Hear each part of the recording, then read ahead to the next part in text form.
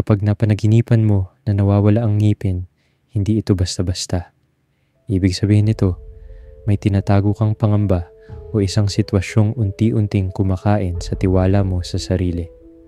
Madalas itong lumilitaw kapag puno ka ng isipin, may nararamdaman kang panghihinayang o may mabigat na desisyong hindi mo matulungan ang sarili mong harapin, lalo na kung may bagay kang ayaw talagang salubungin sa totoong buhay.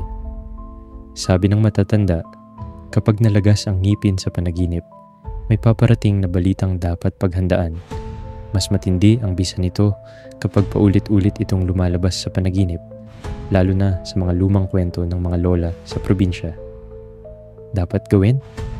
Ayusin ang responsibilidad o relasyon na kinakatakutan mong pag-usapan, magdasal o magsindi ng kandila para maibsan ang mabigat na enerhiya at hindi na kumapit sa isip. Kung may iba ka pang panaginip, i-comment mo.